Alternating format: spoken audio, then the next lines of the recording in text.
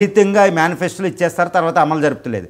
ఈ మేనిఫెస్టోలు ప్రభుత్వం ఇచ్చే అంటే పార్టీలు ఇచ్చే మేనిఫెస్టోలు ఎలక్షన్ అయిన తర్వాత అమలు జరుగుతున్నాయా లేదా, అమలు అవ్వకపోతే శిక్షిద్దాం, ఈ విధంగా ఒక చట్టం చేద్దాం పార్లమెంట్లో అనేది ఒక ప్రపోజల్ కూడా లా కమిషన్ ఇచ్చింది. మీ సూపర్ ప్రపోజల్ ఇది. గవర్నమెంట్ అంటే government seriously కంటెంప్లేటింగ్ on this issue. Election commission, law commission చాలా సుదీర్ఘంగా దీనిపై చర్చలు జరుగుతున్నాయి. ప్రజల నుంచి కూడా డిమాండ్ ఉంది, సొసైటీలు, సివిల్ సొసైటీ నుంచి కూడా డిమాండ్ ఉంటుంది. సో మ్యాండేట్ అంటే మేనిఫెస్టోలు మ్యాండేటరీలే చేయాలి అనే ప్రపోజల్ వస్తుంది. దానికి ఆ రోజు కూడా భారతదేశంలో ఆర్టీఐ ఇలాగా పూర్తిగా ఆ రోజు మనం చూస్తాం, ప్రజాస్వామ్యం బలపడుతుంది. మీ బాధ నిజంగా మంచి క్వశ్చన్ అండి Rambabu garu, very good. Right, next caller Pradeep Hyderabad నుంచి కాల్ చేశారు. ప్రదీప్ గారు. సార్ ప్రదీప్ హైదరాబాద్ నుంచి అండి. చెప్పండి. మీది ఆంధ్రాయేనా అండి? నాది ఆంధ్ర సార్, వెస్ట్ గోదావరి, ఏలూరు అండి. ఓకే, అడగండి. ప్రజెంట్ ఇప్పుడు హైదరాబాద్ లో ఉన్నారని హైదరాబాద్ అని చెప్పాను సార్. సార్ ఇప్పుడు నాకున్న చిన్న రిక్వెస్ట్ ఏంటంటే సార్, ఇప్పుడు మనకి ఇప్పుడు న్యూస్ ఛానల్స్ ఉన్నాయి కదా సార్, ఈ న్యూస్ ఛానల్స్ లో నెంబర్ ఆఫ్ ఛానల్స్ ఒక టైప్ ఆఫ్ పార్టీకి సపోర్ట్ చేస్తుంది. ఇప్పుడు దీనివల్ల ఏంటంటే యాక్చువల్గా నేను గోదావరి జిల్లాలో పవన్ కళ్యాణ్ మేము అభిమానిస్తాను. కానీ ఏంటంటే ఏ ప్రభుత్వంలోనైనా జరిగిన మంచి ఏంటి చెడేంటి అనేది న్యూస్ ఛానల్స్ చెప్పాలి సార్. ఇప్పుడు ఆ న్యూస్ ఛానల్స్ అనేది ఏముందంటే నెంబర్ ఆఫ్ న్యూస్ ఛానల్స్ కూటమికి సపోర్ట్ గా మాట్లాడుతుంటాయి. అక్కడ నిజంగా గ్రౌండ్ లెవెల్లో జరిగిన రియాలిటీ మాత్రం ఎవరికి చూపించట్లేదు. ఇప్పుడు జగన్మోహన్ రెడ్డి గారు లాస్ట్ 5 years చేశారు సార్. ఆయన ఫస్ట్ టైం సీఎం గా చేశారు. ఆయన ఒక సిపిఎస్ విధానాన్ని గురించి రాంగ్ గా మాట్లాడితే మనం క్వశ్చన్ చేశాం. మరి 14 years ఇంతకుముందు సీఎం చేశారు చంద్రబాబు నాయుడు గారు. ఆయనకి మన ఆంధ్రప్రదేశ్ ఉన్న బడ్జెట్ ఎంత, మనం ఈ హామీలు ఇవ్వగలమా లేదు అనేది కూడా లేకుండా ఆయన 14 లక్షల కోట్లు అప్పున్నప్పుడు ఇన్ని హామీలు ఇచ్చారు. ఈ రోజు వాళ్ళ ఆర్థిక మంత్రి 7 లక్షల కోట్లు ఉన్నాయని చెప్పారు. ఇప్పుడు కూడా ఆయన పథకాలు అమలు చేయలేకపోతున్నారు. అంటే ఇంతకు ముందు జగన్మోహన్ రెడ్డి ఇచ్చినప్పుడు, మన శ్రీలంక అయిపోయినప్పుడు, దివాలా తీసినప్పుడు, ఇన్ని హామీలు ఇచ్చినప్పుడు కూటమి ప్రభుత్వం ఇప్పుడు దివాలా తీదా సార్? ఆ మాత్రం ఇప్పుడు విజనరీ అంటారు. ఆ మాత్రం విజనరీ ఉంటే హైదరాబాద్ ఒకటే ఎందుకు డెవలప్ అవుతుంది సార్? మన మొత్తం ఎంటైర్ అప్పుడు ఉన్న ఉమ్మడి ఆంధ్రప్రదేశ్ మొత్తం కూడా అన్ని ఏరియాలు కూడా డెవలప్ చేయాలి కదా సార్. ఇప్పుడు ఆయన ఆ రోజు ఇప్పుడు మాట్లాడితే సైబరాబాద్ సిటీ అంటారు. సైబరాబాద్ అనేది అప్పుడు కాంగ్రెస్ గవర్నమెంట్ లో రాజీవ్ గాంధీ గారు ఉన్నప్పటి నుంచి మనం కంప్యూటర్స్ గురించి తెలుసుకున్నాం. తర్వాత కాంగ్రెస్ గవర్నమెంట్ లోని ఈ టవర్స్ ఏర్పాటు జరిగింది. అప్పుడు చంద్రబాబు నాయుడు గారు ఆయన అంతా కృషి చేశారు.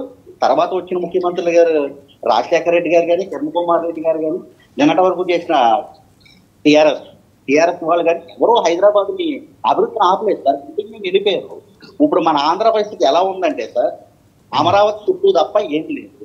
లాస్ట్ ఇయర్ సీఎం గా చేసినప్పుడు చంద్రబాబు నాయుడు గారు ప్రతి సోమవారం పోలవరం అన్నారు. ఇప్పుడు ఆ పోలవరం ఏమైందో మాకు తెలియదు. మాట్లాడితే నేను చాలా న్యూస్ ఛానల్ చూస్తాం సార్. ఈ 1 year నుంచి ఏం జరుగుతుందంటే, ఈ ఏదైనా అడిగితే జగన్మోహన్ రెడ్డి చేయలేదు కాబట్టి ఆయన 11 సీట్లు ఇచ్చామండి, ఇచ్చారు జనాలు. ఇప్పుడు మీరు వచ్చారు కదా, మీరేం చేస్తారో చెప్పాలి కదా. మాట్లాడితే అమరావతిలో ల్యాండ్ తీసుకుంటాం, ఇంకా పూలింగ్ చేస్తాం, ఉన్నదాన్నే మీరు ఏమీ చేయలేరు, ఇంకా తీసుకుంటారు, దాన్ని తీసుకుని అమ్ముతారంట, అన్ని అప్పులు తీరుస్తారంట. ఇంకోటి కూడా సార్, నిజం చెప్పండి, మీరు ఎవరైనా ఆలోచించారు జగన్మోహన్ రెడ్డి వచ్చిందా? నేను ఒక విషయం ఒకటి చెప్తాను సార్, 1 minute. మాది ఏలూరు సార్, వెస్ట్ గోదావరికి హెడ్ క్వార్టర్స్ లో. మా ఏలూరులో వెస్ట్ గోదావరి హెడ్ క్వార్టర్స్ లో డిగ్రీ కాలేజ్ లేదు సార్. మాకు నేను చదువుకున్నదే 2001లో మాకు డిగ్రీ కాలేజ్ లేదు సార్. ఉన్న ఇంటర్మీడియట్ జూనియర్ కాలేజ్ లో కూడా మేము కింద కూర్చునేవాడు, మినిమం బెంచీలు కూడా లేవు సార్. అలాంటి స్థితి నుంచి మా వెస్ట్ గోదావరి, మరి చంద్రబాబు నాయుడు 14 సంవత్సరాలు సీఎం చేసినప్పుడు వెస్ట్ గోదావరి హెడ్ క్వార్టర్స్ ఏలూరుకి ఏం చేశారు సార్? తెలుగుదేశం గవర్నమెంట్ కానీ, ఇంతకుముందు కాంగ్రెస్ గవర్నమెంట్ కానీ. కానీ జగన్మోహన్ రెడ్డి వచ్చిన తర్వాత మాకు మెడికల్ కాలేజీ వచ్చింది, 2 ఫ్లైఓవర్స్ వచ్చినాయి. మా దగ్గర ఉన్న మా ముందున్న స్కూల్ కూడా సార్, నేను ఆ పిల్లల్ని నేను చిన్నప్పుడు నేను చూసేవాడిని ఆ పిల్లల్ని. ఇప్పుడు ఆ పిల్లలకి మంచిగా బెంచెస్ ఉన్నాయి, నీట్ గా చేశారు, వాటర్ ట్యాంకులు కట్టించారు, చుట్టూ ప్రహరీ కట్టించారు, పిల్లలకి యూనిఫామ్స్ ఇచ్చారు. నాడు నేడులో ఎంతో కొంత స్కూల్స్ డెవలప్ అయినాయి సార్. 25 లక్షలు చేశారు సార్. ఓకే ప్రదీప్ గారు, ఇప్పుడు ప్రదీప్ గారు మీ వయసు ఎంత? ఇప్పుడు 39 సార్. ఓకే ప్రదీప్ గారు, మీరు అనేది అంతా నాకు అర్థమైంది, చాలాసేపు విన్నాను, నేను చెప్తాను వినండి. ఓకే, మేము ఏ ఛానల్ ఎలా సపోర్ట్ చేసినా మేము మాత్రం పీపుల్ సెంట్రిక్. ప్రజల పక్షాన మాత్రమే మాట్లాడతాం. ఓకే, ప్రభుత్వం వైపు ఒక ప్రతిపక్షంగా మీడియా పనిచేయాలి. అది భారత రాజ్యాంగం చెప్పేది. నేను భారత రాజ్యాంగం ప్రాతిపదికగా చేస్తాను కాబట్టి మీడియా అనేది 4th ఎస్టేట్ అంటారు. ఇది ఎప్పుడు ప్రతిపక్షంగా పనిచేయాలన్నమాట.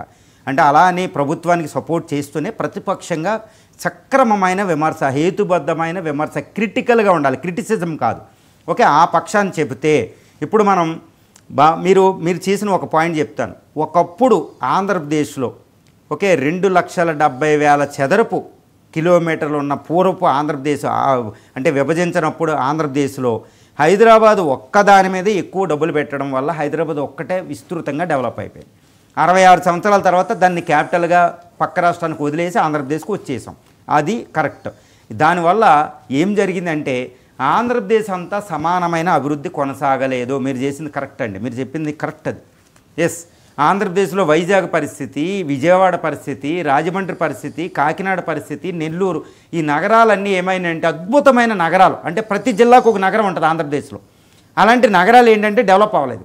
కనీసం ఫ్లైఓవర్ లేదు. విజయవాడలో ఆంధ్రప్రదేశ్ ఫామ్ అయ్యేదాకా ఫ్లైఓవర్ లేదు. మీరు ఏలూరు చెప్తున్నారు, ఓకేనండి, అది కరెక్టే. అంటే ఏంటి, మనకు ఉన్నదంతా పట్టుకెళ్ళి హైదరాబాద్ చేసి హైదరాబాద్ డెవలప్ చేసాం మనం ఉమ్మడి ఆస్తిని. అది పునర్విభజన చట్టంలో హైదరాబాదు తెలంగాణకి వెళ్ళిపోవడం వల్ల ఆంధ్రప్రదేశ్కి అన్యాయం జరిగింది, అది అంటున్నారు. ఇప్పుడు ఆంధ్రప్రదేశ్ విభజన జరిగిన తర్వాత ఇప్పుడు మేల్కొని ఇప్పుడు సమాన అభివృద్ధి, అమరావతి ఒకటే కాదండి, స్వర్ణాంధ్రప్రదేశ్ విజన్లో భాగంగా ప్రస్తుత ప్రభుత్వం ఏం చేస్తుందంటే ప్రతి జిల్లాకి ఒక అద్భుతమైన పాలసీ తీసుకొస్తుంది. ప్రతి నియోజకవర్గానికి ఒకటి తీసుకొస్తుంది, ఒక ఇండస్ట్రీ. ఈ విధంగా స్వర్ణాంధ్ర విజన్, ఇప్పుడు అమరావతి ఒకటే లేదండి, అక్కడ స్వర్ణాంధ్ర విజన్ అన్నది ఒకటి ఉంది చూడండి. సమానమైన అభివృద్ధి. ఇప్పుడు బుద్ధి వచ్చింది గవర్నమెంట్లకి, మీరు అన్నది కరెక్టే. వచ్చి స్వర్ణాంధ్ర పెట్టి ప్రతి జిల్లాని ఒక అద్భుతమైన ప్రగతి పదంలో తీసుకెళ్ళాలి, ప్రతి ప్రాంతాన్ని తీసుకెళ్ళాలి అనేది ఒకటి పెట్టుకుంది. అమరావతి ఒకటే కాదు, స్వర్ణాంధ్ర కూడా ఉంది.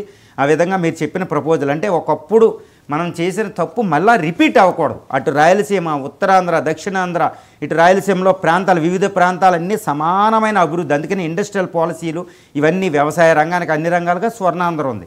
ఈ స్వర్ణాంధ్ర విజన్ కూడా మనం చూడాలన్నమాట. చూస్తే ప్రభుత్వం చాలా జాగరూకతతో చేస్తుంది. ఇంకోటి ఏంటంటే అమరావతి, పోలవరం ఏంటంటే ఓవర్ నైట్ ఒకే రోజులు వచ్చేవి కాదండి, చాలా ఓపికతో సంపద సృష్టిలో భాగంగా చాలా ఓపికతో చేయాలి. అది ప్రభుత్వం దాని మీద దృష్టి పెడుతుంది. అంతకుముందు చేసిన తప్పుల్ని మనం ఎత్తి చూపకుండానే వాళ్ళే తప్పులను గ్రహించి, ఎందుకంటే విజయవాడలోనే ఫ్లైఓవర్ లేని పరిస్థితి, ఇది ఆంధ్రప్రదేశ్ మొన్న అయ్యేటప్పటికి. తర్వాత ఆ విజయవాడలో ఫ్లైఓవర్ కూడా ఎన్ని సంవత్సరాలకు పూర్తయింది చూడండి, దుర్గా తల్లి ఫ్లైఓవర్, ఇంకా మిగిలిన సిటీలు. ఈ విధంగా ఆ తప్పులు మనం ఎత్తి చూపక్కర్లేదు, వాళ్ళకే తెలుస్తున్నాయి. చేసి ఇప్పుడు సమాన అభివృద్ధి మీద ఇప్పుడు పూర్తిగా స్వర్ణాంధ్ర విజన్ 247 ఒక అద్భుతమైన విజన్తో బయటకు వచ్చారు.